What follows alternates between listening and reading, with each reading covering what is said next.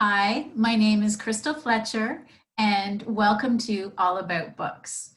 If you love books, then you've come to the right place because I interview authors to find out what inspires them to write their books. Today, I'm thrilled to have Logan Macnair with me. Logan is a writer, a doctoral student, and a pub trivia frequenter. Logan's debut novel, Panegyric, is published by Now or Never Publishing. And just to give you a taste about what Logan's novel is about, I'd like to read the back jacket. Ready? When underachieving writer Larry Mann is granted the lucrative opportunity to ghostwrite the memoirs of the notorious and eccentric businessman turned politician Maxime Montblanc, he accepts immediately, tantalized by the financial benefits he's promised. However, as the two men begin to learn about and confide in one another, hints of their past surface to reveal two men both breaking in their own ways and both searching for a brighter future that may not exist.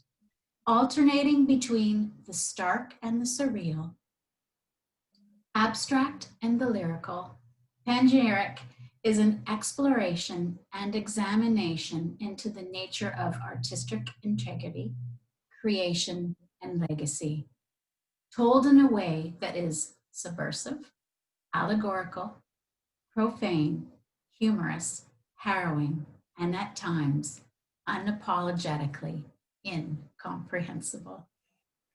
Logan, welcome to All About Books. Thanks for having me. Happy to be here. Thank you. So, Logan, one of the things I really find fascinating about writers is their backgrounds, and you have a very interesting day job. Can you tell our watchers what you do during the day? Sure. I'm a teacher as well as a researcher who's doing doctoral research that's heavily centered around extremist movements online.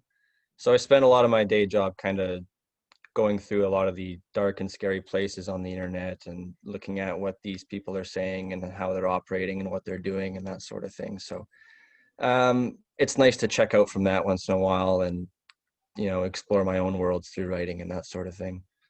Right. Will you write about extremists in the future, Logan, do you think? Funny you asked, because I actually just finished my second book, which is very much a fictionalized version of the sort of research that I've been doing over the last 4 or 5 years. So yes, the short answer is yes. It incorporates a lot of that stuff, a lot of things from that world, and presents a kind of fictional narrative based on that. And I just finished that, and I'm looking forward to putting the finishing touches on that and sending that out as well. Congratulations. Thank you. That's a big deal. Yeah, thank you. Now, I'm getting ahead of myself, so I'll take a step back and Sure. to your present novel. Um, Logan, what inspired you to write And I say it wrong every time I'm sorry, Panegyric. It's a tricky one. That's fine. Um, I've told this story before, but I might as well get it on the record. The biggest source of inspiration, I suppose, or the biggest sort of catalyst for me actually writing the thing was I've been keeping journals forever. I've always been journaling ever since I was a teenager, and I never intended to actually write a book or write anything that anyone would ever see. But a few years ago, when I was doing my master's degree, I was sharing an office with a friend who I'd met through the program, and every day she would sort of see me scribbling in these books, and she kept pressuring me and saying, let me look at what you're writing, let me see. And eventually I said yes, and she looked at it, and she ended up looking through all of my journals and reading them all, which was a little bit intimate and sort of scary for me, considering I never expected anyone to read these or even look at them. And the support she gave me was really interesting, and she was really supportive and really encouraging, and she basically said, you should write a book in this style, using this voice or whatever. And that was really the first time that I had ever even considered it, because up until that point, I figured that, you know, my writing or the things that I was saying were too kind of esoteric or too weird or too sort of individualized to ever resonate with anybody. But she said no. She said, I bet there's people out there that would be interested in this. And I said, okay, I'll try it. And I did. So I spent the next few years putting the ideas together and writing them. So uh, I've always been very grateful to her for that, and she knows that. I've told her that many times. But that's really the genesis of where this thing came from. Okay. Um, and I think your book is very smart, and your publisher, Chris Needham, I really think he said it best when he said your novel uses its intelligence to engage and entertain the reader rather than alienate. Was this something you planned when you were going, or did you just go for it? Um, I had a very, very, very loose idea of the story I wanted to tell, and I use the word story there very loosely because there's you know, not much of a story there in the traditional sense. But generally speaking, it would start every day when I would write with an idea or with some type of inspiration, whether it's something in my life, or whether, you know, it could be a dream that I had or something that I saw in the news or whatever. Um, and I would just kind of get into that moment and write a scene or a chapter based on that. So it was very much a kind of day by day, writing as the inspiration comes kind of thing, and then sort of throwing it all together at the end in a way that makes some kind of narrative sense. And Logan, could you read for us a sample from your novel and give us a little bit of background why you've chosen this particular passage to read? I sure can. I'm going to read an abridged version of the fourth chapter. Um, I chose this one because I think it does a fairly good job of representing the kind of overall tone and voice of this book, without really necessarily getting into any of the plot details or any of the detailed character elements or that sort of thing. And I personally like this one. I think it sounds good to my ears when I read it. And Mhm. that was kind of one of the big goals I had when writing this book. Wasn't necessarily to tell an interesting story in the conventional sense, but I've always been fascinated with language and with the sound of words and how they Mhm. sound when you put them together. So I really wanted to try and use a voice that sounded kind of lyrical and almost Mhm. poetic in a lot of ways. And I think this particular chapter represents this fairly well. Okay. Um, so this is from the fourth chapter. It's called Poetasters. And death to the hacks. I see them gnashing away at levity as they do, sucking on life's rind with their uncut teeth, proper indications of fatalism with their born-to-be discourse, each of them anomalously persuaded that they are painting with the inherited brush of Picasso. I see them walking the hippest streets of Montreal and Vancouver, eyes toward the sky and shouting at the unresponsive ether for a sign of validation. They step on me and my toes as they pass, ignoring me and my bad haircut. And what are they to offer but another muzzled voice? And disdain for their hacks, and their cleverness, quantifiable as currency, and their words intriguingly arranged but predictable as ever. I know their warped vision. They would view each of their outputs as rungs on a ladder.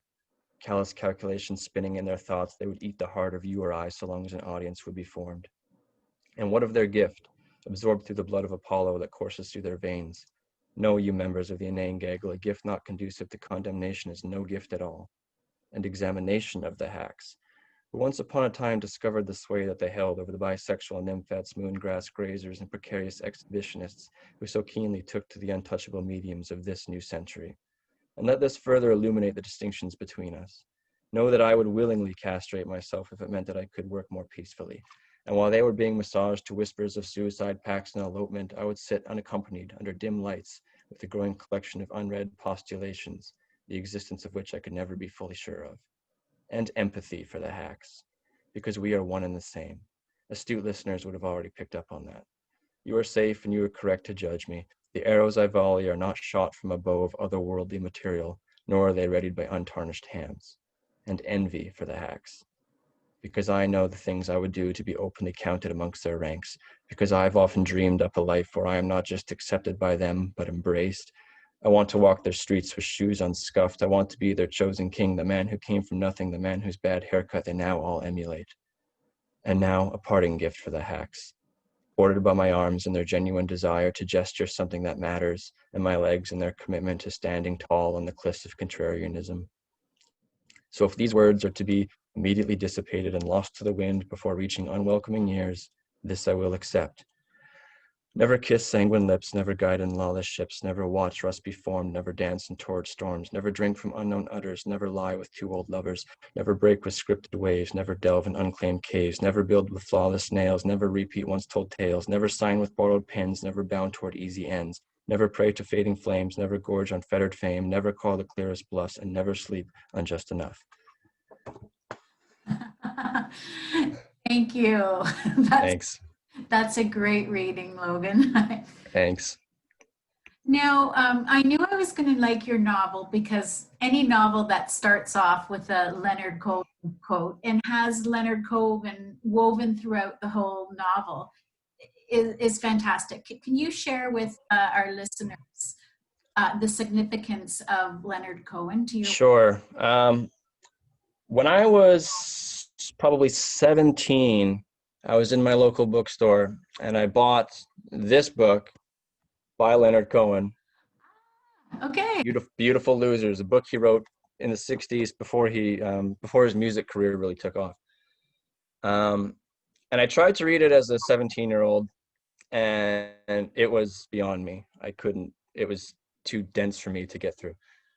I came back to it a few years later in my 20s, and I absolutely fell in love with this book. I saw it with a whole new light. It made sense to me. I just loved the lyrical and poetic nature of it.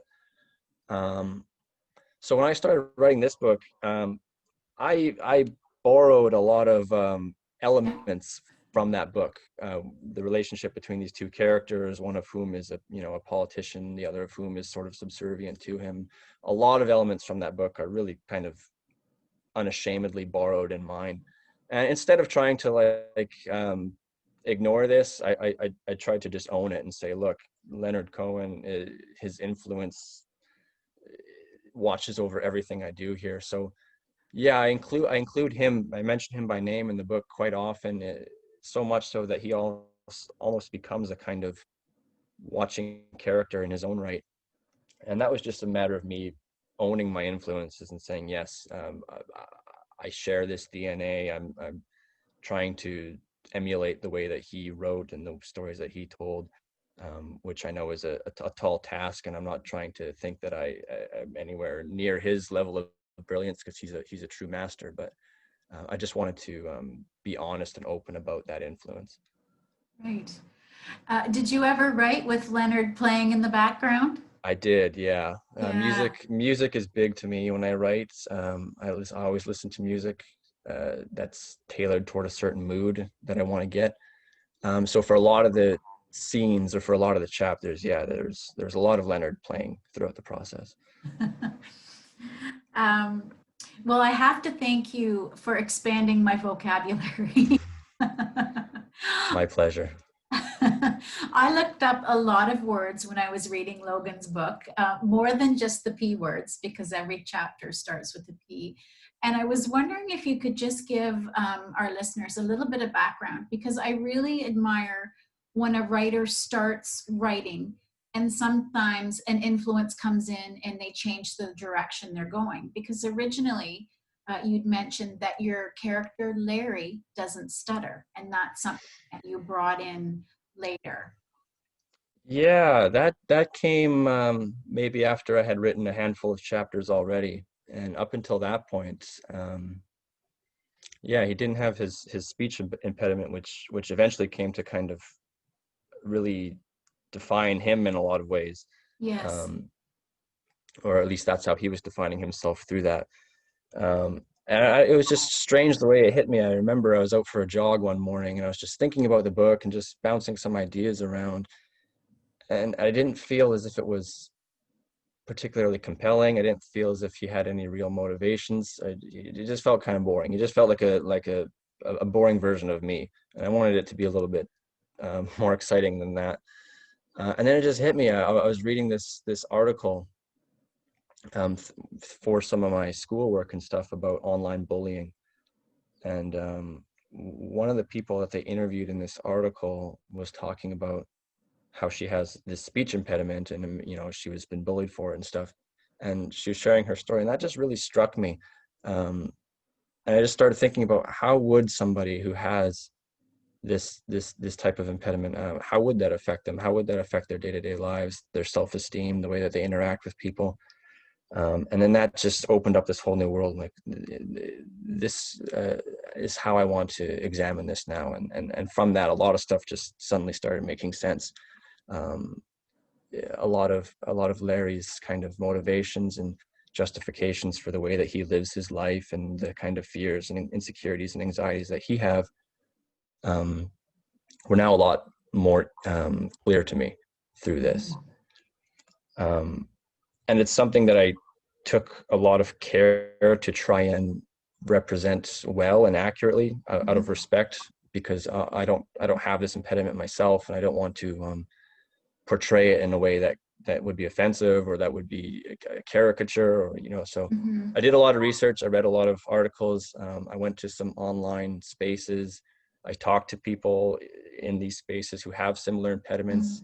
They told me about some of their day-to-day practices for dealing with it, how it affects their life, that sort of thing. And I incorporated a lot of that into the character as well, to try and portray it with respect and with accuracy.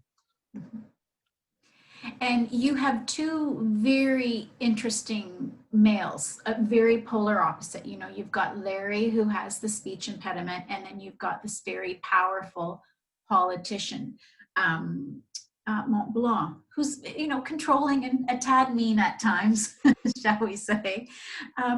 Who did you find more interesting to write?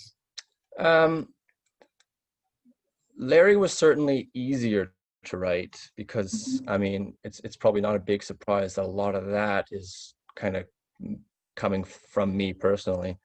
I mean, I have a lot more similarities to him than I do to Max. Max is a character that I don't have much in common with, which I think is a good thing to say, because he's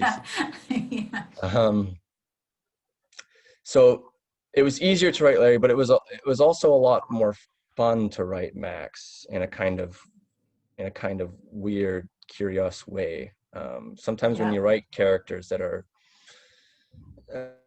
mean or ignoble, or any of these other things, you tap into something in you that you maybe weren't even aware that you had. So it was fun to write his chapters, and to kind of see where they went, and to see kind of how depraved this character is, or how many secrets he has, and that sort of thing. So they were more challenging, of course, to sort of get into that voice, and to project a certain air of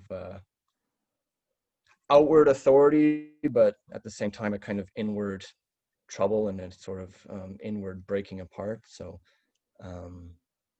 that's how I would answer that. Okay.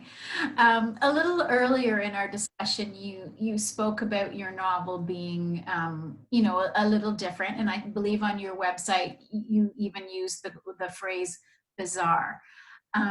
When you started to query publishers, were you shy, or did you doubt your vision at any time? Yeah, I mean, I think that's probably true of any artist or any writer. I mean, there's always going to be some level of doubt and insecurity or whatever. So take that as a baseline, and then add to the fact that I knew right out of the gate that this was, this wasn't going to be a Harry Potter kind of,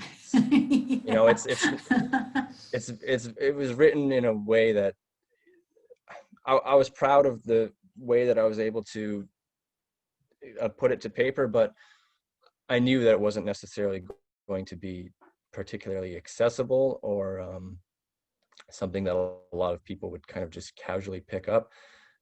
So yeah, that did influence my decisions a little bit, and it did make me a little bit nervous when I started reaching out to publishers and whatnot. So I was looking primarily at, you know, kind of indie publishers who were willing to take a chance on kind of weirder things, and who are willing to sort of go outside the box a little bit.